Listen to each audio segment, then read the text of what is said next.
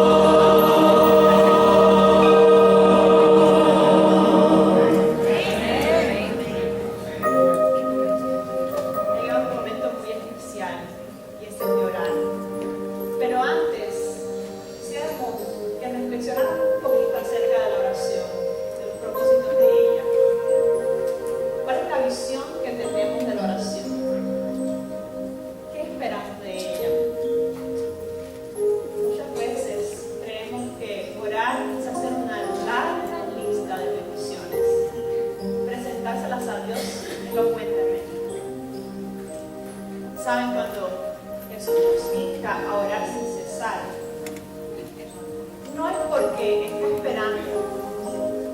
está esperando que, como el genio de la lámpara, que nosotros hagamos todas esas peticiones caprichosas que tenemos para contestarlas. La oración va mucho más allá de eso. La oración es querer sentir la presencia de nosotros, de Dios con nosotros. Saben, Dios está deseoso de estar entre nosotros. Si vamos a la Biblia, en el primer capítulo de Génesis, nos damos cuenta como se relata la creación, que Él quería estar con nosotros. Si vamos al santuario, nos damos cuenta que lo que quería era estar con nosotros. Nos regaló a Jesús, a su Hijo Emmanuel, que significa Dios con nosotros, para asegurarnos su presencia. Amén. Y cuando murió y descendió al cielo, se aseguró de dejarnos al Espíritu Santo para estar con nosotros para siempre. Y viene muy pronto, Amén, por segunda vez a buscarnos para estar para siempre con nosotros. Amén. Qué lindo es nuestro Dios, ¿verdad? En esta mañana, Él quiere estar una vez más entre nosotros. ¿Quisieras tú pedir la presencia de Dios en este evento con nosotros? amén.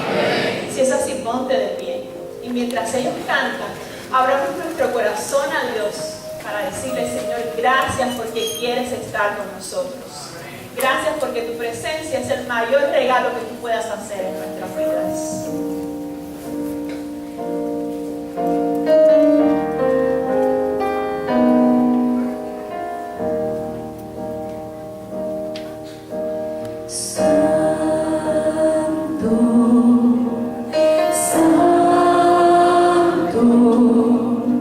Santo es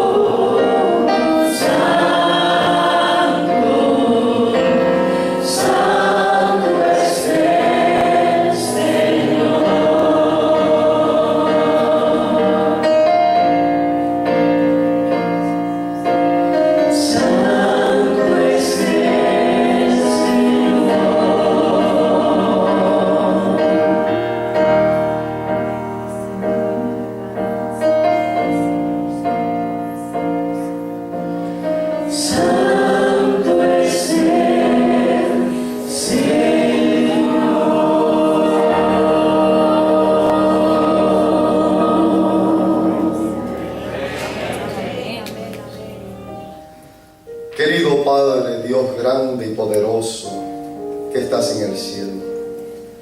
Alabamos tu nombre en este momento, Señor, porque eres un Dios bueno y maravilloso.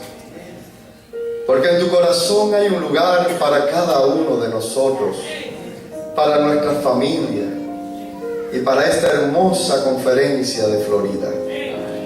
Hemos venido, Señor, a este lugar a encontrarnos contigo. Amén. Y sabemos, Señor, que tú estás feliz en este momento, porque tu nombre ha sido invocado. Queremos, Señor, que seas el protagonista en esta mañana.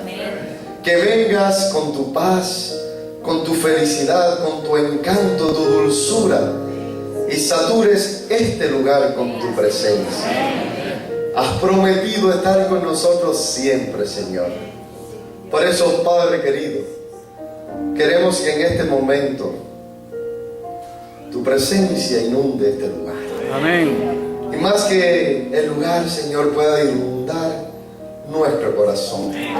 Que a través de la música, de la oración y del estudio de tu palabra, todos podamos sentir algo muy especial en esta mañana. Sea tu poder obrando en nuestras vidas. Amén. Una vez más, Señor, queremos que seas protagonista hoy. Gracias por estar con nosotros. En el nombre de Jesús. Amén. Amén.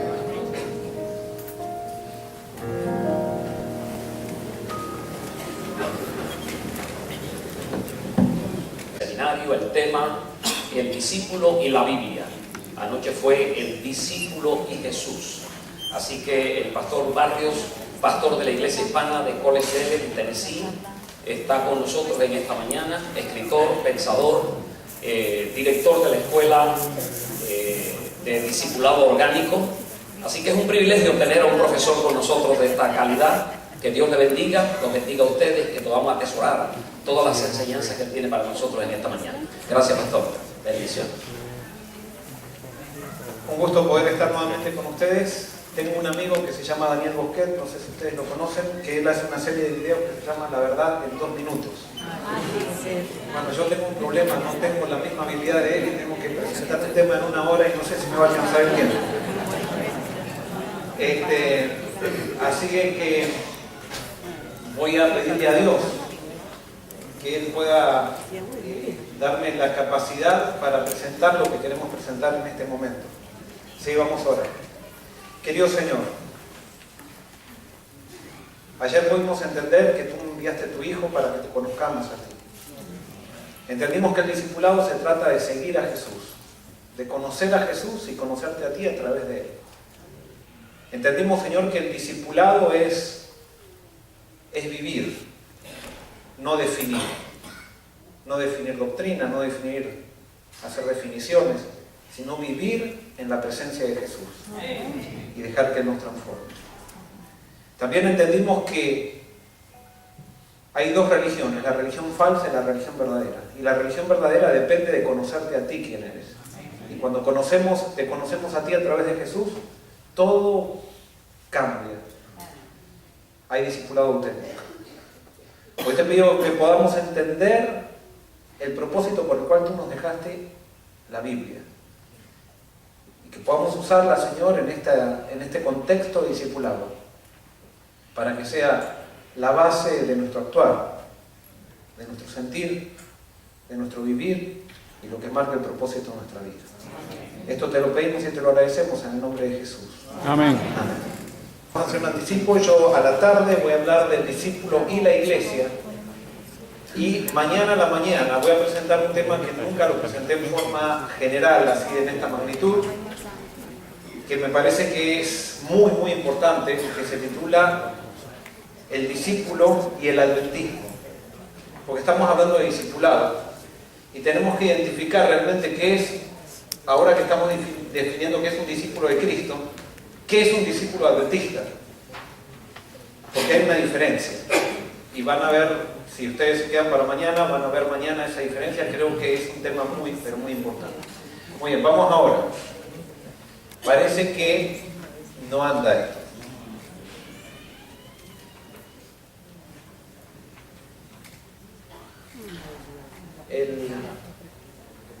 Ahí está, muy bien.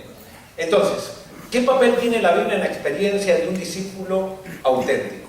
Y vamos a ver un versículo muy conocido que está en Juan 5, 39. No están dando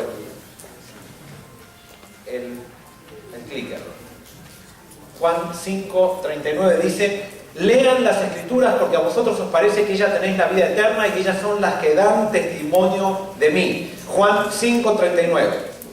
Muy bien, yo lo cambié acá. Acá en el versículo Jesús no dijo lean las Escrituras, sino que dijo escudriñad. Si nosotros vamos a leer la Biblia, nosotros no vamos a entender la Biblia, no vamos a sacar el jugo a la Biblia, no va a ser una experiencia apasionante leer la Biblia. O sea, el hecho de leerla no va a alimentar mi experiencia de discipulado. Para que yo sea un discípulo auténtico, yo no solamente tengo que leer la Biblia, sino que tengo que ¿qué? Tengo que escudriñarla, tengo que estudiarla, tengo que excavar, como decía Jesús, para encontrar allí la perla de gran precio. La perla de gran precio. Jesús dijo, en el próximo slide, dijo: escudriñad las Escrituras porque a vosotros os parece que en ellas tenéis la vida eterna y ellas son las que dan testimonio de mí. O sea, ¿de qué dan testimonio las Escrituras? De Jesús. O sea, Jesús le estaba hablando a un grupo de personas que leían la Biblia y pensaban que por leer la Biblia ellos tenían la vida eterna. Ellos habían entendido, habían visto como que la Biblia era un libro mágico y por el hecho de practicar una lectura todos los días, ellos así iban a ser salvos. Y Jesús dijo: no, ustedes pueden leer la Biblia todos los días, pueden leerla toda la vida y sin embargo no descubrirme a mí. Y si no me descubren a mí, entonces no tiene sentido la lectura de la Biblia. Y saben que hay muchas personas que nosotros muchas veces tenemos una religión mecánica que creemos que por leer la devoción matutina todos los días, por leer la escuela sabática todos los días, un poquito de la Biblia todos los días, creemos que ya estamos leyendo la Biblia y cumpliendo. No, nosotros tenemos que descubrir a Jesús cuando leemos la Biblia. Porque cuando descubrimos a Jesús, descubrimos quién es Dios. Y cuando descubrimos quién es Dios, entonces comenzamos a vivir una religión verdadera. Es la visión de Dios que hace que mi vida cristiana o mi discipulado sea auténtico. La correcta visión de Dios. Y solamente esa visión de Dios la puedo descubrir a través de Jesús. Amén. Y por eso el propósito de la Biblia es que nosotros conozcamos a Dios a través de Jesús. Entonces, ¿cómo estudiar la Biblia? Génesis 1:1-3 dice: en el principio creó Dios los cielos y la tierra estaba desordenada y vacía, y las tinieblas estaban sobre la faz del abismo, y el Espíritu de Dios se movía sobre la faz de las aguas. Y dijo Dios: sea la luz. No me voy a detener en todo esto, pero acá hay algo importantísimo en el primer capítulo de Génesis. Dice que en el principio estaba Dios y Dios creó los cielos y la tierra. Pero ¿cómo estaba la tierra? Desordenada y vacía. Ayer vimos que Jesús dijo que si nosotros queremos ser discípulos de Él, nosotros tenemos que renunciar a todo lo que tenemos. Tenemos que renunciar a nuestros amores comunes para ponerlo a Él en el primer lugar. Les hago una pregunta: ¿cómo está nuestra vida antes de poner a Jesús en primer lugar? Está nuestra vida desordenada y vacía. Y no importa que estemos yendo a la iglesia toda la vida, no importa que seamos adventistas de cuna, no importa que seamos adventistas de séptima generación, si nosotros no tenemos una experiencia con Jesús, nuestra vida está desordenada y vacía. Y alguien puede decir: pero pastor, yo soy vegan, tengo mis hijos muy bien criados. No, tu vida está desordenada y vacía con respecto a la misión, con respecto a la salvación y con respecto al discipulado. Tú puedes tener una vida muy ordenada con respecto a costumbres que sigues, pero no una vida ordenada con respecto a lo que Dios pretende de ti. Y ese era el gran problema de los judíos de la época de Jesús. Ellos pensaban que vivían muy ordenados por las costumbres que seguían, sin embargo tenían una vida totalmente desordenada con respecto al propósito de Dios. Entonces, la Biblia dice que las tinieblas, el mundo estaba desordenado y vacío. ¿Y quién se movía en ese desorden? El Espíritu de Dios. ¿Quién se mueve en el desorden de tu vida?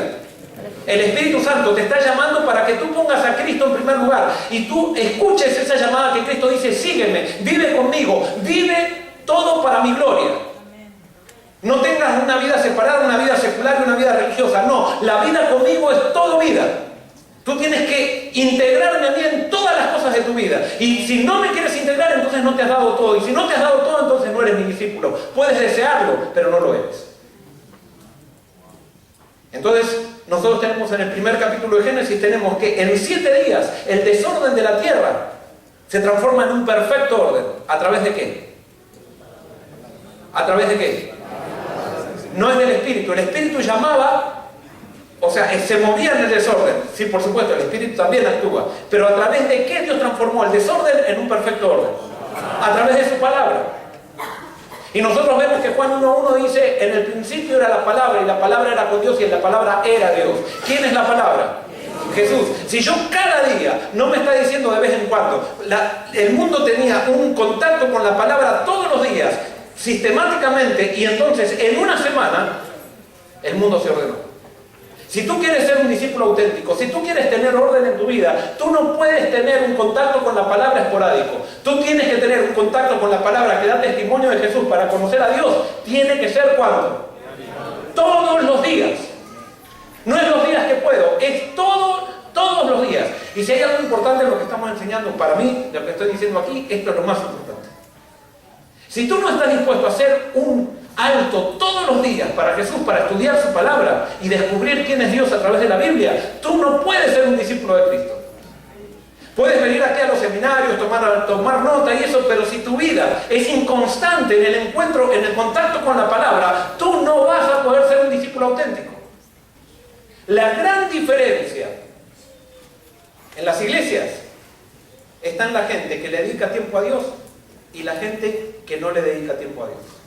Y hay gente que no le dedica tiempo a Dios y le dedica tiempo a la iglesia, y piensa y confunde a Dios con la iglesia. Entonces están súper activos en la iglesia, pero no tienen contacto con la palabra todos los días. Y ellos han confundido a Cristo con las actividades de la iglesia. Y hay iglesias muy activas, pero que están huecas. Sí, puede ser que crecen, puede ser que sean felices, pero no tienen el poder de Dios para salvación. Y una cosa es tener una iglesia activa. ¿Saben qué? Si vamos también a clubes de náutica o clubes de deporte, vamos a tener clubes activos. Incluso que la gente va y dice, yo soy feliz acá, y puede dar testimonio. Alguien que es de un equipo de fútbol va a la cancha todos los domingos y dice, yo soy feliz con mi equipo, y puede dar testimonio y todo. Sin embargo, esas personas no tienen la salvación y no tienen el poder del Evangelio. Y por eso no confundamos iglesias activas con iglesias cristianas. Iglesias activas con iglesias llenas de discípulos. Las iglesias llenas de discípulos son iglesias poderosas. Y entonces sí, las iglesias llenas de discípulos hacen que la actividad tenga sentido. Perdón, vuelvo para atrás. Josué 1:6-9 dice, esfuérzate y sé valiente, porque tú repartirás a este pueblo por heredad la tierra de la cual juré a sus padres que la daría a ellos. Solamente esfuérzate y sé muy valiente para cuidar de hacer conforme a toda la ley que mi siervo Moisés te mandó. No te apartes de ella ni a diestra ni a siniestra, para que seas prosperado en todas las cosas que emprendas. Nunca se apartará de tu boca este libro de la ley, sino que de día y de noche meditarás en él, para que guardes y hagas conforme a todo lo que en él está escrito, porque entonces harás prosperar tu camino y todo te saldrá bien. Mira que te mando que te esfuerces y seas valiente. No temas ni desmayes, porque Jehová tu Dios estará contigo en donde quiera que vayas. Dios va a estar contigo en donde quiera que vayas cuando tú seas un discípulo. Pero la condición para ser un discípulo es que tú medites en el libro de día y de noche. Y para meditar de día y de noche tú tienes que tener un encuentro con el libro, con Jesucristo, que te revela a Dios cada día. ¿A quién le está aconsejando esto Dios? A mí. A Josué. Y por supuesto a través de Josué a nosotros. Ahora, Josué no podría haber dicho, pero Señor, esto me lo estás diciendo antes de la entrega de Jericó. Y mira, yo soy el general del ejército, yo tengo que hacer toda la estrategia, tengo que estar analizando a los soldados, instruyendo. Yo no tengo tiempo para todos los días hacer un tiempo para meditar en tu libro. Dile eso al soldadito de allá, ese que no tiene. Pero yo que soy el general, Señor, a mí no me lo pides. ¿Dijo eso Josué? Si hubiera dicho eso, no hubiera habido conquista de Jericó. Y ahí viene el mensaje para nosotros los pastores. A veces pensamos que porque nosotros tenemos una posición de más responsabilidad en el pueblo de Dios, no tenemos la misma necesidad que el pueblo. Y porque estamos activos y entrenando a la gente, nosotros no necesitamos ese momento cada día. Nosotros no necesitamos tampoco demasiado orar, no necesitamos como pastores ir a la reunión de oración. Es más, si cuando soy pastor, a todos les digo que vayan a la reunión de oración. Pero cuando yo estoy de vacaciones o cuando yo ya no tengo una iglesia, ¿quién va a la reunión de oración?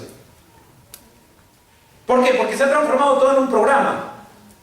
Y yo no estoy diciendo ahora que entonces los que van a la reunión de oración son mejores que los otros que no van. Lo que tenemos que darnos cuenta es que la vida cristiana no es un programa. El pastorado no es una actividad profesional, es una vocación y es un discipulado mayor incluso. Entonces nosotros no le podemos exigir al pueblo lo que no nos exigimos a nosotros mismos. El llamado para el discipulado comienza con los pastores. Y hasta que nosotros como pastores no tomemos esta vocación de discípulos, tendremos iglesias tal cual como el pastor. ¿Y por qué digo esto? Porque a veces como pastores nosotros nos ponemos en la plataforma y empezamos a denunciar a todo el mundo. Y yo sé que en esta conferencia el pastorado es una función, no es un cargo jerárquico. Porque la Biblia dice que ¿quiénes somos ministros? Somos todos. No voy a hablar de eso ahora, quizás hable de eso esta tarde. Pero si Josué hubiera dicho esto, no hubiera habido conquista de Jericó. Todos los días nosotros tenemos que tener un encuentro con Dios. Y esto, ¿saben qué? Esto a mí me lo aprendí hace un tiempo. Justamente mi hermano y mi cuñada están relacionados con esto que yo aprendí y que me hizo tanto bien y que cambió mi vida. Resulta que yo tenía mi relación con Cristo, era estudiante de teología, pero yo leía 3 días la Biblia, 2 días no, 5 sí, 4 no, de acuerdo a cómo iban las circunstancias, y entonces así estaba mi vida cristiana, o sea, como una montaña rusa. A veces tenía satisfacción, otras veces no.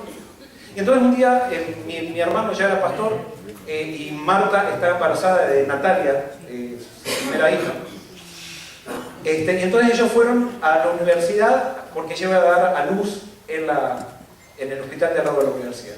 Entonces mi hermano no me llamaba por teléfono, no sé cómo fue que me llamó, pero me dice, vení esta tarde a casa, porque estaba en la casa de los suegros de él, vení esta tarde a casa y mientras vamos a hacer algo ahí en casa. Entonces yo fui a la casa y entonces llego y estaba mi hermano en el patio y estaba Marta, que había ido a la sala de parto, pero no le había bajado el bebé y la mandaron de vuelta a la casa.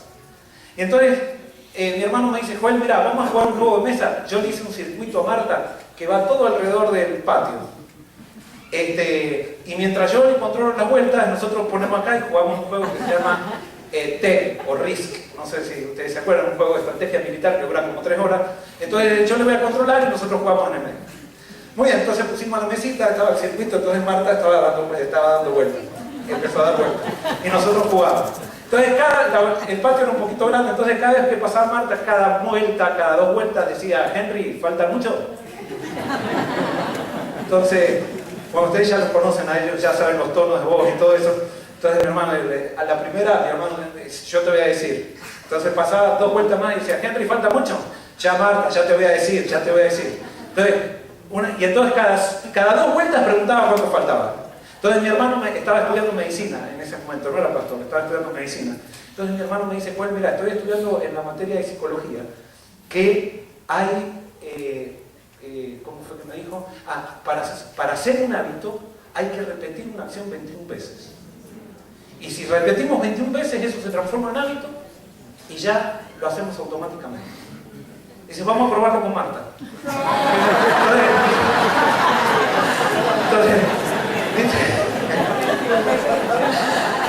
Entonces, ya vas a ver, vamos a contar. Cuando ven por la vuelta número 21, vamos a ver qué pasa. Y entonces, bueno, seguía dando vueltas Marta y ya el juego no interesaba tanto. O sea, ya estábamos viendo cuándo llegaba la vuelta 21, 22. Y entonces, cuando llegó a la vuelta 21, 22, Marta venía preguntando cada 2 vueltas. Llegó a la vuelta 21, 22, impresionante. Marta dejó de preguntar. Y jugamos todo el juego y Marta seguía dando vueltas.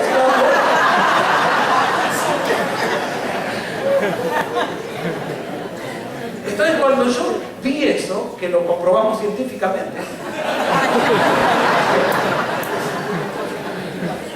esto es lo que yo necesito. Esto es lo que yo necesito. Y me fui para la universidad y dije, Señor, yo voy a hacer un pacto contigo. Lo puse en oración por una semana y dije, Señor, 21 días yo voy a leer la Biblia todos los días. Estudiar la Biblia, no leerla. Estudiar la Biblia todos los días. Salga el sol por donde salga. Y eso se me va a formar un hábito. ¿Y saben qué? Dios me dio la fuerza. 21 días. Los sábados no.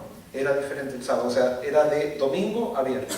Y yo elegí Yo decía, ¿cuál era la mejor hora? La mejor hora del día se la dediqué a Dios, iba a la biblioteca, yo tenía un desk ahí que lo tenía que miraba para el parque de la universidad, y yo tuve 21 días un encuentro con Cristo a través de su palabra. ¿Saben qué? Después de esos 21 días, y no necesité llegar a los 21 días, a los 15 días, 16 días, yo estaba esperando ese encuentro. A las 11 de la mañana yo iba a la biblioteca y tenía mi encuentro con Dios. Y yo me encontraba con los amigos, muchas veces con Homero, que nos cruzábamos por ahí y muchas veces a mí me gustaba siempre andar haciendo sociabilidad en los parques y todo eso, pero cuando llegaba a las 11 y venía algún amigo o algo por el estilo y me quería distraer, yo le decía, no, tengo que ir a la biblioteca. ¿Y por qué? Porque ahora se había transformado esto. Yo no hacía mi culto personal, no lo hacía porque tenía que hacerlo, lo hacía porque necesitaba hacerlo. Y Dios comenzó a revelarse de mí de manera tremenda. No tengo tiempo para darles este testimonio porque tiene muchas más variantes este testimonio, pero es impresionante lo que hace un hábito con Dios. Y por eso, si hay algo que tienes que decidir en esta mañana, si quieres ser un discípulo auténtico, tú tienes que tener un encuentro diario con la palabra, encontrándote con Jesús cada día para conocer quién es Dios. Y cuando tú conozcas quién es el Dios verdadero, tu testimonio, tu vida cristiana va a tener un poder que hasta ahora no lo ha tenido. Pruébalo. Ponlo con Dios. Si tú no tienes ese encuentro diario, no vas a llegar a ser un discípulo auténtico. Tiene que haber una acción de tu parte. Eso es tomar la cruz. Es renunciar a mí mismo por poner a Cristo en primer lugar. ¿Saben qué? Tenía un anciano de iglesia que él empezó a hacer este hábito y eso le cambió la vida. Y él, ¿saben qué? En este momento es la autoridad más grande en maíz en todo Estados Unidos. Y él tenía un cargo muy importante en una empresa muy grande acá en Estados Unidos. Y en determinado momento le dijeron que él tenía que ser, lo llamaron para trabajar como director de Taco Bell y de Pizza Hut. Porque él está en la compañía, iba a ganar millones. Sin embargo, él, para no perder su momento diario con el Señor, decidió seguir en la compañía que está. Para no perder ese momento. Y Dios lo bendijo después, porque él fue el que creó las galletitas Cheez-It, que ustedes la ven en todos los supermercados, y por cada paquete que se vende le dan a él una comisión. Pero es real esto. Dios nos transforma cuando tenemos un encuentro con Él. Seguir a Jesús hoy significa tener un encuentro con Él cada día a través de su palabra. ¿En qué se diferencia un católico, un pentecostal y un adventista? Y acá vamos a entrar a otra sección. Esto es importantísimo para entender la función de la Biblia. ¿En qué se diferencia un católico, un pentecostal y un adventista? Y esto es, cuando a ti te preguntan, bien, ¿cuál es la diferencia entre un adventista y un católico? ¿Qué le dices tú? Guardamos el sábado, hacemos esto, hacemos nosotros. No, la diferencia de un católico y un adventista no está en guardar el sábado, ni con un pentecostal y eso. No está en eso. La diferencia esencial está en el abordaje de la Biblia. Tú puedes ser alguien que guarda el sábado y tener una mentalidad católica. Y puede haber un pentecostal que guarda el domingo y que tenga una mentalidad adventista. ¿Cómo es eso?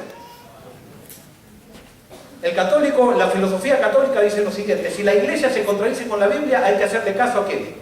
A la iglesia. Ese es el fundamento del catolicismo. La iglesia está por sobre la Biblia. La iglesia está por sobre lo que Dios dice en la Biblia. Y toda persona que está esperando a ver qué le dice el pastor para ver qué hace, esa persona es una persona católica. No importa que siga 28 doctrinas, no importa que guarde el sábado. Cuando una persona pone la autoridad de su vida cristiana en un grupo de personas, en una iglesia, en una institución, esa persona es católica, católica de mente. ¿Por qué esa es la doctrina católica? ¿Por qué el catolicismo guarda el domingo? Justamente porque se basa en esto. Ellos dicen, sí, la Biblia dice que el sábado es el día de reposo, pero nosotros decimos que es el domingo y hay que creerle a la iglesia, punto. Y entonces eso es coherente para un católico. Y el católico no tiene problema, que cree en la doctrina católica no tiene problema de hacer eso porque ellos ponen a la iglesia por sobre la Biblia. El pentecostal, los pentecostales confunden a los sentimientos con el Espíritu Santo. Entonces, si los sentimientos contradicen a la Biblia, hay que hacerle caso a ¿quiénes? A los sentimientos. ¿Y saben qué? Hay un montón de adventistas que tienen la mentalidad pentecostal, especialmente entre los jóvenes. Por ejemplo, el 80% de los jóvenes adventistas fornican, que no están casados. Fornican. ¿Y por qué fornican? Porque sus sentimientos se lo dicen. Ah, pero están activos en la iglesia, vienen y cantan, hacen un montón de programas en la iglesia. Ah, pero fornican ellos. Cuando eso está en contra de la Biblia, pero sus sentimientos le dicen, como Dios es bueno y Dios me ama, yo hago lo que yo siento porque Dios me ama. Y al final lo que siento es lo que Dios, como eso me hace sentir bien, Dios no quiere que yo sea un reprimido. Por lo tanto, el Espíritu Santo está actuando en mí. Y como yo vengo y levanto las manos acá y canto y todo eso, listo, se acabó. Ya está todo bien. Ese es el pensamiento pentecostal. Y por eso hay muchos adventistas que son pentecostales. Hay muchos adventistas que son católicos. ¿Cuál es el pensamiento adventista? El pensamiento adventista es, si la iglesia o los sentimientos contradicen a la Biblia, hay que hacerle caso a quién. A la Biblia, punto. Ese es el pensamiento adventista. Y por eso cuando nosotros como adventistas decimos, hermanos, hay un problema teológico, vamos a ver qué dice la comisión teológica para ver qué posición tomamos. Eso es catolicismo. Dios quiere que cada uno de nosotros estudiemos la palabra, y dice la Biblia, o dice el protestantismo, que eso fue lo que se puso en contra de Lutero con la Iglesia Católica. O sea, el protestantismo dice que Dios puede actuar en cada individuo. Ahora, Dios actúa en cada individuo, pero no es que cada individuo va a decir, yo hago independientemente de lo que a mí se me antoja. No, el individuo en diálogo con la comunidad de creyentes se comunica, y a través de la comunidad de creyentes surgen conclusiones. Surge un diálogo. El domingo voy a hablar un poquito más de eso. Pero Dios quiere que nosotros seamos discípulos como adventistas. Pero para ser adventista va más allá de guardar el sábado, va más allá de tener 28 doctrinas. Tiene que ver con tener una mentalidad adventista. Tiene que ver con seguir religión verdadera, no religión falsa. Una religión verdadera que está centrada en Dios a través de Jesucristo. Y que está centrada en lo que Dios hace y no en lo que yo hago. Para entender esto, los judíos hicieron una gran diferencia en el mundo antiguo. ¿Por qué? Porque los judíos tenían a Dios y estaba el hombre. Y Dios se podía comunicar con el hombre, y el hombre incluso lo que Dios le comunicaba, lo transmitía, lo ponía en la escritura. Oh, me desapareció. Uy, me desaparecieron unas letras ahí, no importa. Ahora se me fue para atrás esto. Espera. Parece que me quedaron en blanco las letras ahí. En Dios, o sea, los judíos pensaban que Dios se podía relacionar con el hombre, que Dios podía interactuar en la vida del hombre, y que Dios podía hacerse amigo del hombre. Eso era algo, en el pensamiento antiguo, era algo bastante raro. Entonces los griegos tenían los dioses, pero los dioses se comunicaban con el hombre, no se relacionaban con el hombre, sino que tenían un encuentro con el hombre a través de ciertos ritos mágicos. Entonces el hombre iba, los griegos iban a la iglesia o al templo, y ahí experimentaban a Dios como si fuera magia. Ellos sentían a Dios, pero no podían relacionarse con Dios, porque para ellos Dios estaba en un mundo que no tenía conexión con el mundo material y real y del mundo de todos los días. Dios estaba en el mundo, Platón le decía, el topus uranus. Y entre ese mundo y el hombre de todos los días, con las cosas que hacía el hombre todos los días, de eso Dios no podía relacionarse, porque Dios era demasiado grande y no podía entonces estar en la realidad material del hombre. Entonces ellos veían a Dios que estaba cerca o lejos. Lo veían a Dios lejos. Entonces cuando ellos escribían, ellos iban al templo y sentían la presencia de Dios, pero entonces ellos hacían una historia acerca de lo que sentían en esa presencia de Dios, y esa historia le llamaban los mitos, que eran leyendas, que no eran historia, no eran reales. Ellos sabían que eran cosas inventadas, pero ellos trataban de describir alguna cosa de cómo era el mundo de los dioses, porque ellos no tenían conexión con los dioses. Entonces cuando los griegos escuchaban a los judíos que decían, tenemos un Dios amigo, un Dios que nos liberó en Egipto, un Dios que viene con nosotros y nos tira maná en el desierto, no eran leyendas, era historia de eso. Y para el mundo griego eso, porque ellos tenían, para encontrarse con los dioses tenían que ir a una estatua, y en esa estatua era como que entraba el poder de Dios, y allí se beneficiaban por la presencia de esa estatua. Pero el Dios de ellos no les podía hablar. No tenían oídos ni oyen, y ustedes ven en los salmos, en el Salmo 115 dice, a los paganos tienen dioses que no oyen, dioses que no les hablan, dioses que no intervienen en la historia de ellos. En cambio nosotros tenemos un Dios que nos salva, un Dios que viene con nosotros, un Dios que nos liberó, un Dios que nos acompaña, un Dios que tiene profetas y nos habla a través de sus profetas. Para el mundo antiguo eso no, Dios estaba en otra esfera. Y entonces la gran sensación para el mundo antiguo fue cuando ese Dios que hablaban los judíos, ¿qué hace? se hace hombre y viene a vivir con nosotros, y viene como hombre y comparte la mesa, camina, anda con sandalias como nosotros andamos, o sea, comparte todo el destino del hombre, y no solamente eso, sino que sufre por los hombres y muere como un criminal, algo totalmente material, que para el mundo secular eso no podía ser algo real, pero cuando vieron ese Jesús hecho carne y vieron la historia de Jesús, y esa historia veían que al contemplarlo los transformaba, y ellos encontraban algo nuevo que nunca habían visto, entonces empezaron a convertirse y dijeron: nosotros queremos estos dioses. ¿Saben por qué hay gente que no se convierte a la iglesia adventista? Porque nuestro Dios está muy lejano. Nuestro Dios está en otra esfera. Nosotros tenemos una vida que está dividida en vida secular y vida religiosa. Entonces no vivimos para Dios, no vivimos con Jesús. Pero cuando Jesús es real en tu vida, te digo, no vas a necesitar hacer campañas evangélicas. Porque tú vas a estar mostrando a Cristo en todas las cosas que haces, y sin duda que vas a hablar de Él. No lo vas a poder esconder. Pero para eso tienes que tener una vida con Cristo.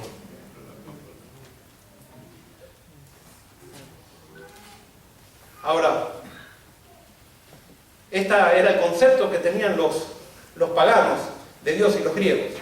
Estaba Dios en un mundo que no tenía conexión. Esa barrera negra es como que no había conexión con el mundo material, pero había un solo elemento. Uy, me cambió todo la computadora, parece Adán ese.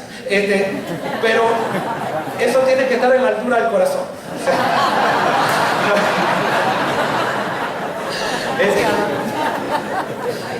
no sé qué pasó, pero muy bien, entonces ahí está Adán. Estaba el hombre.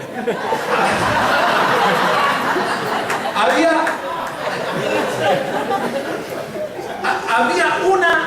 algo que lo conectaba al hombre con Dios en el concepto griego. ¿Qué era lo que lo conectaba al hombre con Dios? Lo que le decían ellos, el alma. El alma. Entonces el alma era lo que estaba conectado con Dios. A través del alma ellos eran lo que sentían a Dios, pero no lo entendían a Dios. Pero entonces, ¿cuándo iban a conocer a Dios como realmente era? ¿Cuándo realmente iban a poder ser amigos de Dios? ¿Cuándo? Cuando morían. Entonces, cuando morían, ¿qué pasaba con el alma? Se iba a Dios y ahí disfrutaba de un paraíso que ellos no sabían bien qué era. Hacían algunas definiciones, pero ahí en el paraíso ellos iban a poder vivir nuevamente con Dios. Pero mientras tanto no podían relacionarse con Dios. ¿Saben qué? Jesús vino y cambió todo eso. El cristianismo apostólico tenía la concepción judía de Dios hasta que comenzaron a entrar a la iglesia los filósofos de Alejandría. Jesús trajo la concepción de un Dios cercano, un Dios que se relaciona en todas las cosas con nosotros. Pero entonces, cuando empezaron a convertirse los filósofos de Alejandría, convertirse entre comillas, al cristianismo, comenzó a cambiar la idea de Dios, y cuando cambia la idea de Dios, cambia la religión. Es la idea de Dios lo que hace religión falsa o verdadera.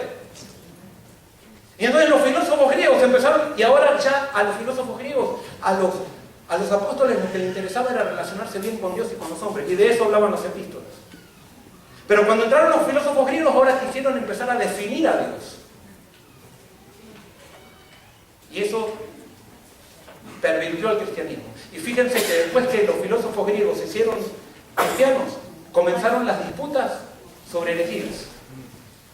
Los concilios para definir qué es verdad, qué es verdad doctrinal y qué no es verdad. Y el que no creía la verdad que yo pienso, entonces lo perseguían. Hasta ese momento no había discusiones doctrinales prácticamente. La discusión era cómo nos salvamos. Era la discusión. ¿Y quién es Jesús? Pero desde ahí quisieron definir todo, y el que no estaba de acuerdo con mi definición era declarado hereje. Y se empezaron a pelear todos. Lo mismo pasa hoy en las iglesias adventistas. Que si arbolito de Navidad y si no es arbolito de Navidad. Que si la Trinidad y no es la Trinidad. Y se dividen las iglesias en definiciones doctrinales. Cuando lo que Dios nos pide es que nos relacionemos bien con el hombre, con Dios y con el hombre. Que sigamos a Jesucristo. Que lo levantemos a Él. Y cuando lo levantamos a Él, no estamos declarando herejes. No estamos persiguiendo herejes. El que persigue herejes es porque tiene un Dios lejano y porque está en una religión falsa, y entonces piensa que la religión solamente son definiciones. Y eso lo tendrían que entender los pastores también, Porque a veces tenemos pastores también que están a la casa del último hereje y pensando que así están limpiando la iglesia. Lo único que están haciendo es crear una iglesia católica. Y perdonen si hay algún católico acá, no tengo nada en contra de los católicos. Sí, tampoco. En en contra de los pentecostales. Lo que sí tengo en contra es de los conceptos del catolicismo, de algunos conceptos pentecostales, del pentecostalismo. Sin embargo, vuelvo a reconocer, el hecho de pertenecer a una iglesia adventista no me hace adventista. Acá no estamos siguiendo iglesias, estamos tratando de declarar principios. Y conozco muchos pentecostales que son adventistas en su manera de pensar. Conozco muchos evangélicos que son adventistas en su manera de pensar, católicos también. Y conozco muchos adventistas que son ultracatólicos. Y muchos adventistas que son ultrapentecostales en su manera de pensar. Y ellos piensan y desprecian a los pentecostales y desprecian a los católicos. Lastimosamente, la odisea. Se creen que tienen algo que no tienen. Entonces viene la discusión de dos siglos y tengo que avanzar, tratar de avanzar. Los fundamentalistas versus los liberales. Esto es importante porque en esto se divide la iglesia cristiana hoy. En todas las corrientes. Yo estoy acá resumiendo una materia de 6 meses de estudio que se hace en la maestría, en la Universidad de Andrews. Por lo tanto, lo tengo que resumir en 15 minutos. No voy a poder hacer todo, pero creo que ojalá que Dios me dé la posibilidad de poder motivar al estudio y poder motivar el pensamiento. ¿Cómo piensan los fundamentalistas? Los fundamentalistas tenían la noción griega de Dios. Me voy a bajar allí, perdón. Tenían la noción griega de Dios. Y entonces, ¿qué decían los fundamentalistas? Está el cuerpo y está el alma. Eso es el dualismo griego. Entonces ellos decían, el alma, ¿qué es? Es divina, es buena, el cuerpo es malo. Entonces, si el alma es divina y Dios es divino, ¿con qué se comunica Dios con nosotros? A través del alma. Entonces, ¿dónde está la razón en el hombre? Esto pasaba en la Edad Media. Ellos decían, ¿dónde está la razón en el hombre? En la Edad Media, en este dualismo, ¿dónde estaba la razón? ¿En el cuerpo o en el alma? Ellos decían que la razón estaba en el alma.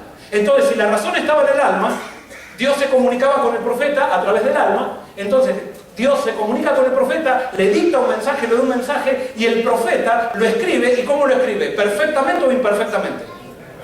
Perfectamente. ¿Por qué? Porque él tiene la razón que es divina y él puede entender absolutamente todo como Dios le dice las cosas, y él perfectamente transmite el mensaje de Dios.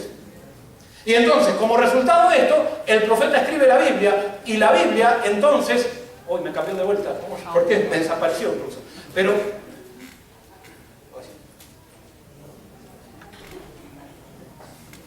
apreté mucho.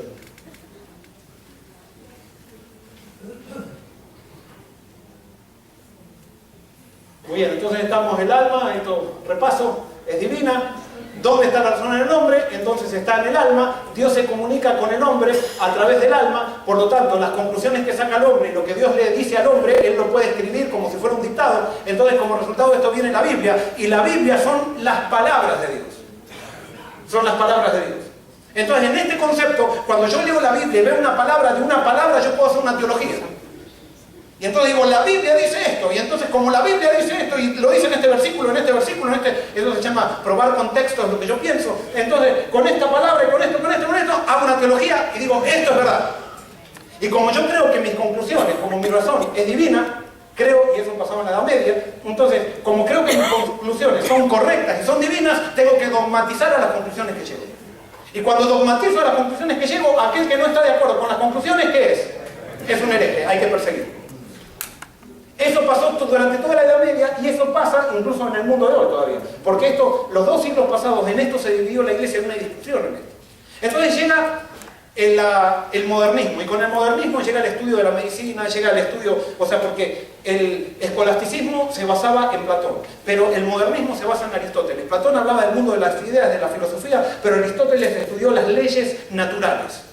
Entonces descubren a Aristóteles y cambia toda la cosa, y comienza la medicina, comienza la ciencia y todo eso, y ahora se dan cuenta, entonces cambian las cosas a raíz de eso. ¿Qué es lo que piensan? Y entonces surgen los liberales. ¿Quiénes son los liberales? Y quiero decirte, liberal en el pensamiento teológico no es aquel que va a una discoteca y que baila el sábado de noche en la discoteca, eso no es liberal. Liberal es alguien que cree en la filosofía que vamos a decir ahora. Liberal es una persona, ellos dijeron, ellos también creían en el dualismo griego, los liberales, y creen en el dualismo griego. Está el alma y el cuerpo. La razón, ¿dónde está? De acuerdo a los liberales. Y ellos estudiaron la medicina y eso, empezaron a ver que uno razona a través de ¿qué? Del cerebro, y el cerebro es algo material. Entonces cuando dicen, Entonces el alma es divina, eso lo tienen claro los liberales, pero dice, ¿dónde está la razón en el hombre? La razón está en el cuerpo. Ahora descubrimos que la razón está en el cuerpo. Entonces, si la razón está en el cuerpo y Dios se comunica con el hombre a través del alma, y el alma no tiene conexión, digamos, conexión armónica con el cuerpo, entonces quiere decir que el hombre no puede entender lo que Dios dice. El hombre puede sentir la presencia de Dios, pero no puede entender racionalmente lo que Dios dice. Dios se comunica a través del alma. El profeta siente algo. Es como que siente la presencia de Dios. Sí, Dios se comunica, pero a través del alma, no a través de la razón. Entonces él siente, y cuando él siente, por medio de su razón, entonces interpreta eso. Entonces él escribe lo que siente. Y cuando él escribe la Biblia, ¿qué es lo que escribe? A ver si aparece la... Él escribe mitos o leyendas. ¿Y saben qué? Esto es lo que... acá está también. Esto es lo que... Perdón.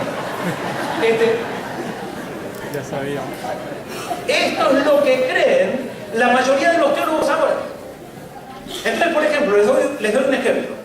Ellos, por ejemplo, dicen Moisés, el Éxodo, que se abrió el Mar Rojo. No, Dios le transmitió, y muchos dudan que fue Moisés, pero supónganse que ese Moisés, yo voy a estar hablando en palabras simples ahora. Dios le transmitió a Moisés. Moisés estaba con un problema económico muy grande y estaba, supónganse, estaba atormentado por un jefe que le hacía la vida imposible en el trabajo. Entonces él estaba angustiado y él pidió liberación a Dios. A un Dios que él podía sentir. Pero entonces cuando él le pide liberación a Dios, Dios se encuentra con él a través de un encuentro, de su presencia. Y entonces él siente, cuando Dios se comunica con él siente la presencia de Dios que lo libera y lo hace sentir mucho mejor, lo hace sentir confiado. Entonces cuando él se siente mucho mejor por esa presencia de Dios, dice, yo voy a escribir esto. ¿Cómo lo voy a escribir? Voy a inventar un cuento. Un cuento, supónganse, yo voy con un pueblo que estaba en Egipto, de esclavo, y entonces llego a un camino que parece que no tiene salidas. Y entonces yo voy ahora a transmitir lo que sentí cuando Dios me liberó en ese encuentro que tenía con el problema que tenía con el jefe en el trabajo. Y entonces voy a contar que ese cuento, esa liberación la voy a describir como que un mar se abre en un lugar donde parecía que no había caminos. Entonces Dios te libera emocionalmente. Dios es real, sí. Pero te libera emocionalmente, pero no lo puedes entender. Y lo que hay en la Biblia son todos cuentos, que tienen valores muy buenos, que nos sirven esos valores. Pero son cuentos, no es historia. Porque Dios está en otro mundo muy lejano, donde no se puede tener interrelación con nosotros, solamente lo podemos sentir. Entonces de esa filosofía nacen las religiones sentimentalistas. Hay que ir a la iglesia a experimentar a Dios. Hay que ir a la iglesia a sentirse bien. Pero no hay razón. ¿Por qué? Porque la razón es como, ¿cómo lo podemos sentir? Supónganse que viene una hormiga caminando por ahí. Y yo no la voy a pisar, pero le hago así a la hormiga. No la piso. Les hago una pregunta. ¿La hormiga me siente? ¿Sí o no? Sí, me siente. ¿Para? Si va caminando, ¿para? Sí, o se desvía quizás. Ahora si yo le digo, ¡alto! ¡Desvíate! ¿Me va a entender la hormiga? No. Bueno, así es Dios con el hombre, dicen los liberales. Dios hace un pisotón, nosotros lo sentimos. Bueno, nosotros sentimos el pisotón. Pero que lo podemos entender a Dios. Que las cosas que pasaron en la Biblia son realmente una historia cierta. No, eso es mentira. O sea, es una leyenda, no es mentira tampoco. Es una leyenda de valores que nos transmiten valores, que nos ayuda a dar cohesión. Y sí, los valores que rescatamos de ahí pueden ser muy buenos. Eso es el liberalismo de hoy. Y por eso cada vez hay más gente que cree menos en la historicidad de la Biblia. Y por el otro lado tenemos el otro extremo, que creen en las palabras de la Biblia. Y entonces dice, la Biblia dice esto en este versículo, por lo tanto, la Biblia dice que hay infierno, por lo tanto hay infierno. ¿Cuál es la posición bíblica? La posición bíblica es la siguiente. Nosotros creemos que es la posición adventista. El cuerpo, alma y espíritu es toda una unidad. O sea, el cuerpo y espíritu es la unión que hacen un todo. Y eso es el alma. Entonces, ¿dónde está la razón? La razón está en nosotros. Entonces, Dios se comunica con el profeta y se comunica con nosotros. ¿Lo podemos entender a Dios? ¿Sí o no? Sí lo podemos entender. ¿Lo podemos entender perfectamente? No. Lo entendemos con limitaciones a Dios. Entonces, El profeta escribe, pero cuando el profeta escribe el mensaje de Dios, lo escribe de acuerdo a su madurez y de acuerdo a su habilidad. No lo escribe perfectamente porque estamos limitados por el pecado. Y entonces, al no escribirlo perfectamente, en la Biblia nosotros encontramos el mensaje de Dios, pero la Biblia no es la palabra de Dios, como nosotros le mencionamos que la Biblia es la palabra de Dios. No, es el mensaje de Dios. Las palabras de la Biblia son imperfectas. Es más, la Biblia no puede llegar a describir, las palabras de la Biblia no pueden llegar a describir un Dios tan grande. Son limitadas. Ahora sí nos ayudan a entender el camino, a entender la verdad. Es como un mapa. Yo voy a Nueva York, entonces compro un mapa. ¿Puedo llegar a Nueva York por el mapa? Sí. ¿El mapa es la realidad? No. La realidad, el mapa es una descripción de la realidad. Es imperfecta, pero me ayuda a llegar a la meta. ¿Se entiende? ¿Tiene la Biblia imperfecciones, sí o no? Entonces, esto lo hago en un ejercicio, pero no tenemos tiempo hoy y lastimosamente la parte más importante no vamos a llegar acá. Pero, ¿quién incitó a David a hacer un censo en Israel? Segunda de Samuel 24.1 y segundo de Crónicas 21.1. Fíjense lo que dice segundo de Samuel 24.1. Volvió a encenderse la ira de Jehová contra Israel e incitó a David contra ellos que dijese: ve, haz un censo de Israel y de Judá. ¿Quién incitó a David a que haga un censo? ¿Quién? Dios. Muy bien, vamos a ver qué dice primera de Crónicas 21.21. Pero Satanás se levantó contra Israel e incitó a David a que hiciese un censo en Israel. ¿Quién incitó a David a que haga un censo? ¿Satanás o Dios? Pero en el otro decía que era Dios. ¿Quién tiene la razón? Y entonces las iglesias se dividen, porque una iglesia viene con la Biblia y dice: la Biblia dice que fue Dios. Y entonces, si tú no dices eso, eres un hereje. Y vienen los otros y dicen: no, la Biblia dice que fue Satanás. Y entonces, si tú no crees esto, eres un hereje. Y los dos se pelean con la Biblia. Así pasa con la ordenación de la mujer también. ¿Y saben qué? ¿Saben por qué nos peleamos así? Porque no sabemos leer la Biblia. La leemos como liberales o como fundamentalistas, pero no la leemos como adventistas. Ahora yo les hago una pregunta: ¿quién incitó a David a hacer un censo? ¿Satanás o Dios? ¿Cuántos creen que Dios? Bueno, uno. No se sienta mal. ¿Cuántos creen que es Satanás? Muy bien, otros no creen nada. Pero ahora les pregunto: los que levantaron la mano para decir que fue Satanás, ¿por qué dijeron que es Satanás? ¿Por qué? Ahora, fíjense, ustedes están diciendo algo contrario a un versículo de la Biblia, pero ustedes dicen que es Satanás, porque al leer toda la Biblia y al estudiar la vida de Jesús, ustedes se pueden dar cuenta que nunca puede haber sido Dios el que incitó a eso. Sin embargo, la Biblia dice que fue Dios. Un profeta o un escribiente de la Biblia se equivocó en eso. Y alguien, no, una equivocación en la Biblia. Es que la Biblia por eso tiene 66 libros, para que la leamos toda y descubramos el mensaje, no la letra. Y por eso con un versículo, con una palabra, no puedo hacer una teología. Y cuando yo hago una teología sin dialogar con la comunidad de creyentes, estoy en un gran problema. Porque alguien puede ver las cosas de una manera, otros de otras, y entonces en el diálogo es que vamos descubriendo cada vez mayor verdad. Y por eso no podemos hacer dogmas. Quédense hasta el domingo para entender lo que es adventismo. ¿Qué edad tenía Ocosías cuando comenzó a reinar en Judá? Segunda de Reyes 8.26, segundo de Crónicas 22.2 dice, segundo de Reyes 8.26 dice: de 22 años era Ocosías cuando comenzó a reinar y reinó un año en Jerusalén. El nombre de su madre fue Atalía, hija de Omri, rey de Israel. ¿Cuántos años tenía? 22. Segundo de Crónicas 22.2 dice: cuando Ocosías comenzó a reinar era de 42 años y reinó un año en Jerusalén. El nombre de su madre fue Atalía, hija de Omri. ¿Cuántos años tenía Ocosías? 42. ¿42 o 22? ¿Cómo podemos dilucidar esto? ¿Cómo podemos llegar a una conclusión? ¿A dónde tenemos que ir? Ni en la Biblia vamos a encontrar dónde aparece esto. ¿A dónde tenemos que ir? Tenemos que ir a la historia. Y la historia, por medio de los datos, nos va a dar a entender cuántos años tenía realmente, quizás. ¿Y saben qué? Como esto no es importante tampoco, si tenía 42 años, si tenía 22 años, ¿quién se va a salvar o perder por eso? Pero ¿saben qué? Hay personas en las iglesias que hacen toda una discusión de eso. Y que se dividen las iglesias porque unos piensan que tenía 42 años y dicen: ¡herejes! ¡No están siguiendo la Biblia! ¿Quién profetizó que Jesús sería vendido por 30 monedas? Zacarías 11.13 Dice, me dijo Jehová, échalo el tesoro, hermoso precio con que me han preciado, y tomé las 30 piezas de plata y las eché en la casa de Jehová el tesoro. ¿Quién profetizó esto? Zacarías escribió el libro de Zacarías. Ahora fíjense lo que registra Mateo 27:9. Así se cumplió lo dicho por el profeta Jeremías cuando dijo, y tomaron las 30 piezas de plata, precio apreciado, según el precio puesto por los hijos de Israel. Les hago una pregunta. ¿Mateo fue inspirado? ¿Tenía razón cuando puso que Jeremías había dicho esto? No, se equivocó por él inspirado.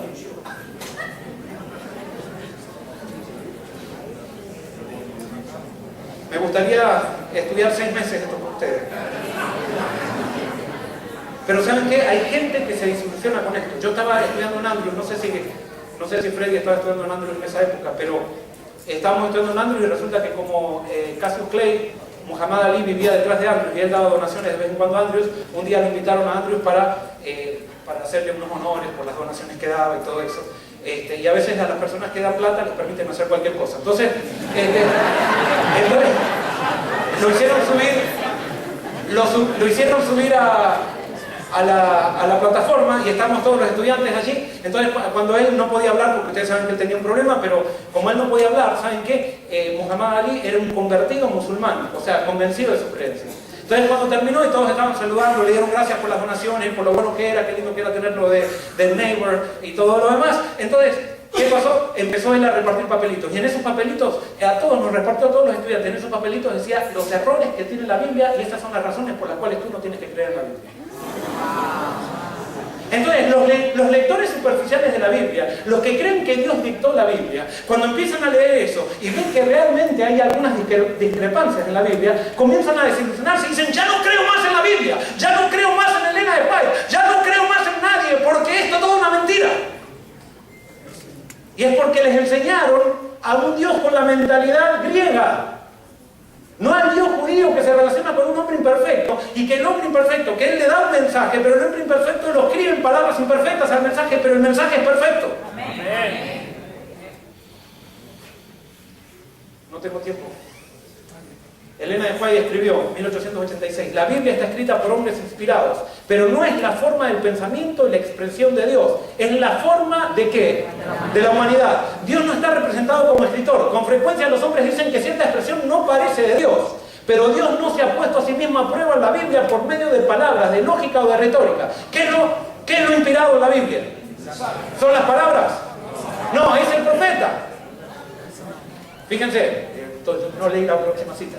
Los escritores de la Biblia eran los escribientes de Dios, no su pluma. Considerad los diferentes escritores. No son las palabras de la Biblia las inspiradas, sino los hombres que fueron inspirados. La inspiración no obra en las palabras del hombre, ni en sus expresiones, sino en el hombre mismo, que está imbuido con pensamientos bajo la influencia del Espíritu Santo. Pero las palabras reciben la impresión y la mente individual.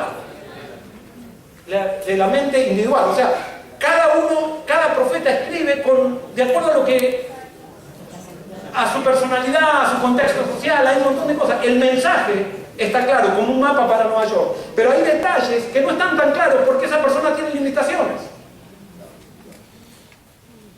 Entonces nosotros, ¿se acuerdan? Nosotros le decimos al espíritu providencial, ¿la qué? ¿La pluma? ¿Está correcto eso? No, no está correcto. Pero eso viene de una tradición que no tengo tiempo ahora de contarles. ¿De dónde comienza ese error en la iglesia adventista? Comienza desde el colegio Battle Creek con una persona que se llamó Prescott, que leyó un libro de un fundamentalista suizo y lo empezó a enseñar a los alumnos de teología. Y entonces cuando lo empezó a enseñar a los alumnos de teología comenzaron a predicar eso y empezaron a decir que las palabras de Elena de White y las palabras de la Biblia son inspiradas. Pero ese no era el pensamiento adventista. Entonces, ¿qué pasó? A.T. Jones, que era el evangelista más grande en esa época, él toma estos conceptos y entonces Elena de White estaba en Australia. Entonces A.T. Jones en un concilio de la Asociación General, que mal no recuerdo, era 1883, entonces él predica y dice, todas las palabras de Elena de White son infalibles, las palabras de la Biblia son infalibles. Entonces todo el mundo decía, sí, así es, amén. Y entonces cuando le escriben a Elena de White una carta que llega en un mes o 2 meses a Australia, ella cuando ve lo que dijo A.T. Jones dice, no, eso está mal, no es así. Entonces ella manda una carta. ¿Pero cuánto tarda en llegar la carta? 2 meses. Entonces ya cuando llegue, A.T. Jones había sido invitado a todos lados y había enseñado por todos lados eso. No tengo tiempo para hablar de historia. Pero hasta ahora hay gente que piensa de esa manera. Por ese error de Prescott después se arrepintió. ¿Por qué se arrepintió? No es que se arrepintió, pero cambió de posición, porque después viene un día Elena de White y le dice: Prescott, mira, revisame todas las fechas que escribí en el conflicto de los siglos, porque puede haber algunas que son equivocadas, porque yo no conozco bien las fechas. Entonces cuando escuchas a Elena de White que le dice eso, dice: pero ¿cómo? ¿No te mostró todo Dios? Bueno, Dios me mostró el mensaje, pero yo tengo que buscar las fechas y puede ser que tenga alguna equivocada. Y realmente tenía algunas fechas equivocadas. Y entonces Prescott a le dice: pero entonces, ¿qué es ser profeta? Y ¿saben qué? Nosotros tenemos el privilegio que ninguna iglesia tiene. Nosotros tenemos el privilegio de saber lo que es un profeta. Lastimosamente, la mayoría de los adventistas creemos erradamente con respecto al profeta. Y pensamos que Dios le dictó a Elena de White y que Elena de White también está lejos de imperfecciones, no tiene ninguna imperfección ni nada. No tengo tiempo. Podremos... cuando leemos la Biblia o algún profeta de Dios, más importante que analizar las palabras es analizar el principio o el mensaje envuelto. Antes en las escuelas se examinaban los trabajos de los alumnos por forma y contenido. Contenido A, decía a veces, por ejemplo, el profesor, pero una forma es una A, una B y una C. ¿Saben qué? Hay libros de la Biblia que en contenido, los libros de la Biblia en contenido son todos ¿qué? A. Pero en la forma hay algunos que se sacan Z. Ojo, yo no soy un erudito, así que no sé, pero por ejemplo, los que leen las cartas de Pedro dicen que como Pedro es un pescador, es muy difícil el griego que escribía Pedro. Porque él tenía errores y todo eso, errores gramaticales posiblemente, y entonces es muy difícil entenderlo. Pero sin embargo, cuando escribía Pablo sus cartas es muy fácil entenderlo. ¿Por qué? Porque Pablo era un erudito y sabía escribir bien. Ahora Dios, cuando lo inspiró a Pedro, no le dio el poder de escribir perfectamente. No, Pedro escribió como era y Dios lo usó a Pedro. Y las cartas de Pedro nosotros las leemos. Pero Dios no violenta a nadie. Dios usa a la persona como está. Dios llama al que está dispuesto. Y Dios puede usar a todos. Hay mucho para hablar. ¿Hasta qué hora tengo? ¿Hasta allá? Bueno, entonces termino acá. ¿De hoy cuánto? 10 minutos. Vamos. La Biblia y las costumbres. Ahora viene rápido. En la Biblia encontramos el mensaje, esto es lo más importante de todo, al final. En la Biblia encontramos el mensaje de Dios en palabras humanas. Las costumbres descritas en las historias son manifestaciones de los principios decadentes del mundo o del reino de Dios. O sea, hay costumbres en la Biblia, pero la Biblia no me está enseñando costumbres. La Biblia, ¿a quién me quiere hacer conocer?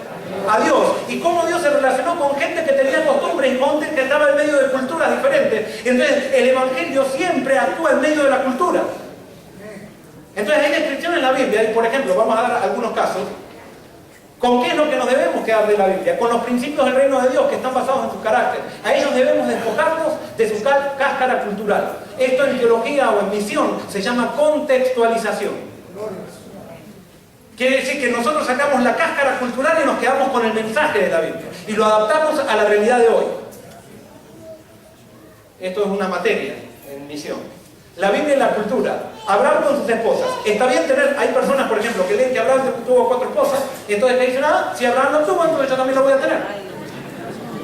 Y hay personas sinceras que lo hacen. ¿Sí?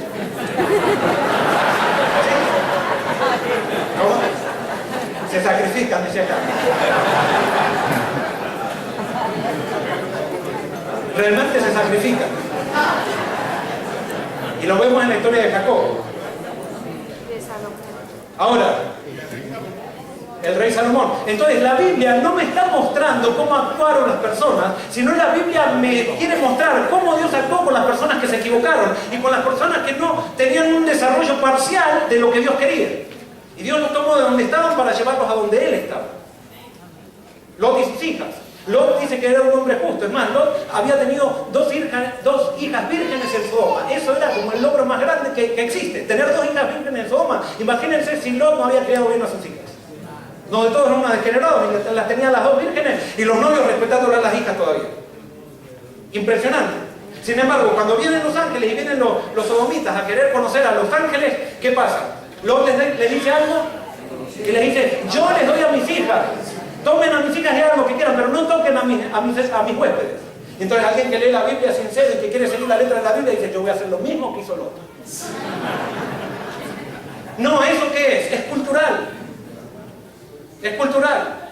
Eso no es lo que me está enseñando la Biblia, pero sí la Biblia describe cómo Dios actúa con gente incluso que tiene culturas totalmente tergiversadas.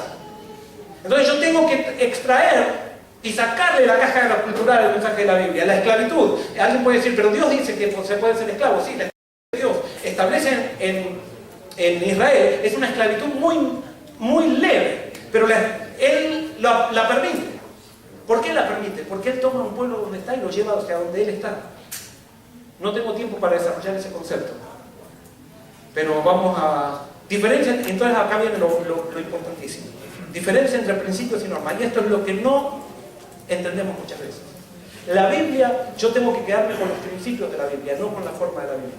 Es más, en la Biblia tenemos muchas normas de conducta. Pero yo no tengo que quedarme con las normas de conducta. Yo tengo que ir al principio que rige la norma. Y les voy a dar, para que entendamos la diferencia. Están los principios y las normas. Los principios con respecto al tiempo y las normas, con respecto al espacio y con respecto a la discusión. Vamos a analizar estas tres variables. Con respecto al tiempo, ¿cómo son los principios? Son eternos. ¿Cómo son las normas? Seguimos, ¿cómo son con respecto al espacio los principios? Son universales. Con respecto a la discusión, son indiscutibles. Los principios son las leyes que Dios creó, la realidad. Entonces, yo tengo un principio, yo no tengo que decir, yo voy a crear un principio. No, yo tengo que descubrir los principios. Son leyes que rigen la vida. El amor es un principio.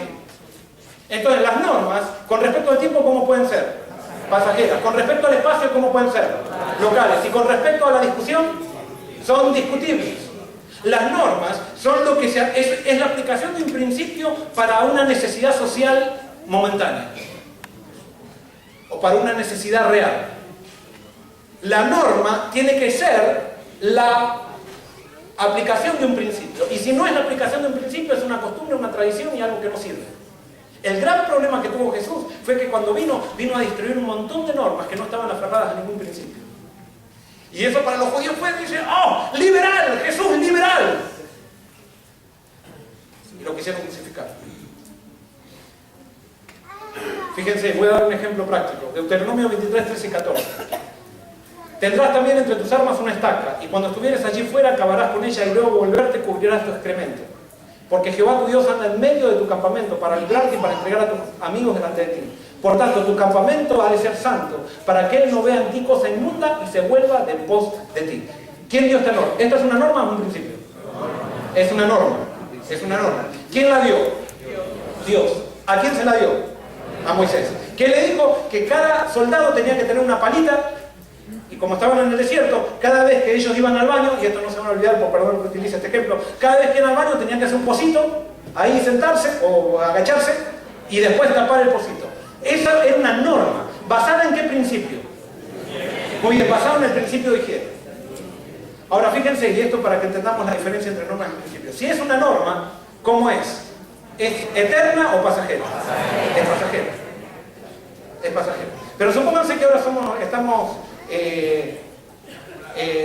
por hacer un viaje, entonces estoy con Jaciel acá y nos está apoyando a hacer una campaña evangélica a España, supónganse, y entonces me dice, estamos haciendo la valija, y yo cuando estoy haciendo la valija meto una pala dentro de la valija. Entonces Jaciel me ve y me dice, ¿qué estás haciendo, Juan? Digo, metiendo una pala. Metiendo una pala. Entonces Jaciel dice, ¿y por qué? Entonces le digo a Jaciel, ¿cómo? ¿No leíste la Biblia? Entonces me dice, ¿no leí la Biblia entonces? En la Biblia hay una norma que dice que nosotros debemos llevar una pala en todos nuestros viajes. Y él dice, ¿para qué? Cuando te da ganas de ir al baño. Ah, pero Joel, me dice Jaciel, ¿cómo vas a seguir? Es que eso ya pasó. ¿Cómo que pasó? Eso está en la Biblia y es una norma que dio Dios. Pero Joel, eso no podemos aplicarlo ahora, eso es antiguo. Liberal, Jaciel, liberal. Yo soy fiel. Y yo voy a llevar la pala, aunque no te guste, voy a llevar la pala. Y entonces vamos al aeropuerto. Estamos en el aeropuerto. Y entonces me dice Jaciel, Juan, ya voy al baño. ¿Sabes que yo también tengo ganas? Entonces vamos al baño y yo saco ¿qué? La pala. Y busco tierra, y no hay tierra en ningún lado. Bueno, y ya ustedes terminan la historia. Y se arma todo un lío. ¿Quién está siendo fiel a la norma? ¿Quién está siendo fiel a la norma? Yo. ¿Quién está siendo fiel al principio? Él. Pero él está quebrantando una norma para ser fiel a un principio. ¿Por qué? Porque la norma pasó. Porque ahora tenemos inodoros y es mucho más higiénico hacer en un inodoro que hacer en un pozo.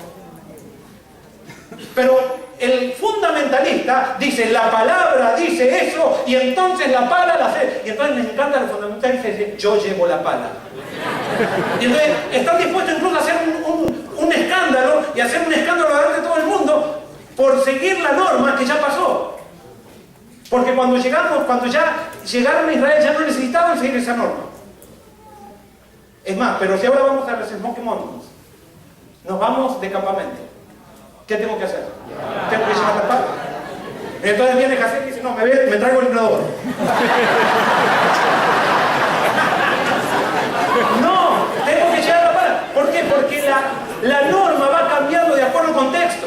Y alguien puede decir, pero es todo relativo. No, sí, las normas son relativas, pero el principio no cambia nunca. Y Jesús fue fiel a los principios. Nunca quebrantó un principio Jesús, pero sí quebrantó muchas normas. Y hay en las iglesias llenos de gente que son los defensores del adventismo, que siguen normas y están quebrantando los principios. Porque no quieren pensar. Porque saben que la religión de Dios es una religión inteligente. No es que con un manual yo puedo saber qué es lo que voy a hacer para siempre. No, yo tengo que estar orando continuamente, tengo que estar siguiendo a Jesús continuamente para que Él me muestre en cada momento, por medio del Espíritu, qué es lo conveniente. ¿Qué es lo que da gloria a Él? No voy a leer todos los ejemplos. Hay una jerarquía de principios, están los principios más importantes y los menos importantes. Los más importantes son los principios que están relacionados con las relaciones con Dios y el prójimo. Después vienen los principios de salud y después los principios rituales. Y para que vean que yo no estoy inventando esto, se llama hermenéutica bíblica. Yo no estoy inventando esto. ¿Quién leía así la Biblia? La leía Jesús.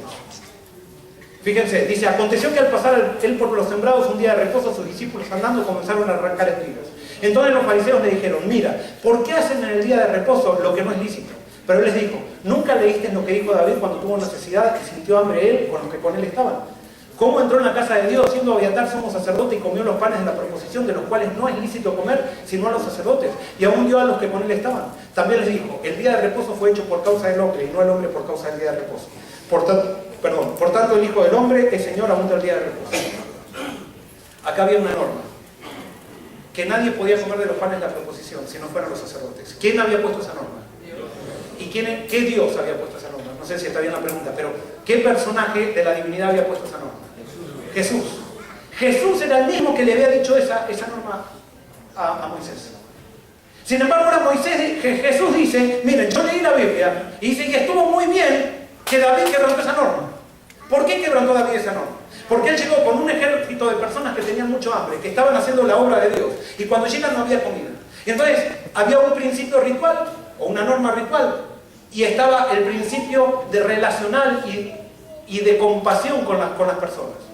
Entonces David dijo, no, acá es más importante el principio de que hay personas que se están muriendo de hambre. Por lo tanto, como hay personas que se están muriendo de hambre, le vamos a dar, a pesar de que hay una norma, vamos a romper esta norma para poder cuidar el principio más importante, que es de alimentar a las personas que tienen hambre. Pero si alguien diría eso ahora, diría, liberal. Ahora, no es que después vienen los otros que dicen, yo voy a quebrar normas porque yo soy inteligente. La cuestión no es quebrar normas, la cuestión es seguir principios. Y cuando sigas principios, continuamente vas a tener que estar readaptando las normas. Y por eso, cuando leas la Biblia, no leas la Biblia para descubrir las normas, sino lee la Biblia para descubrir los principios que están dentro de las normas. Las normas son culturales, los principios son siempre eternos. Amén.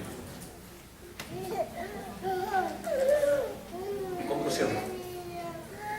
¿Cuál es el resumen de todo lo oído? El centro del mensaje es Jesús. Y hay un principio que es fundamental en la Biblia. Ese principio, ¿cómo se llama? Amor. ¿Y saben qué? Cuando Jesús tuvo que enseñar acerca del amor, enseñó algo muy importante. Él enseñó una historia que a todos nos ofendió. Él habló de un sacerdote, un levita y un samaritano que iban por un camino. Les digo, el sacerdote, ¿tenía la doctrina correcta? Sí.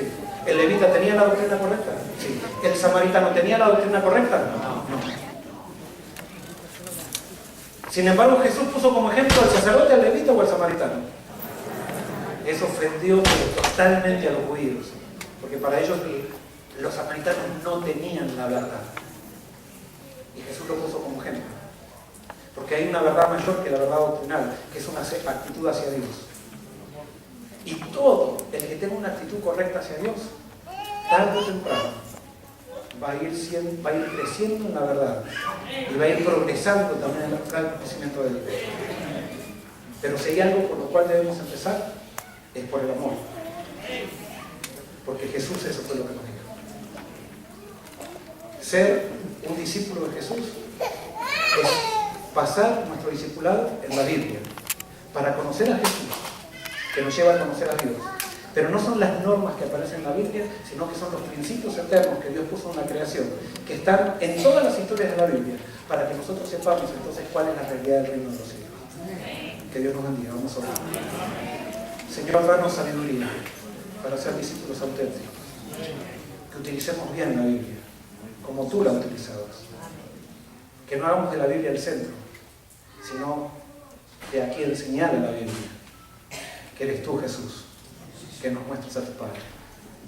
Ayúdanos a entender los principios de la creación, que son las leyes del universo, que permiten relaciones crecientes. Ayúdanos a vivir con sabiduría. Permítenos, Señor, tomar decisiones para tener un encuentro contigo cada día, no esporádico. Que hagamos un hábito, que necesitemos estudiar tu palabra. Y que todos seamos poderosos, Señor, en ti. Esto te lo pedimos y te lo agradecemos en el nombre de Jesús. Amén.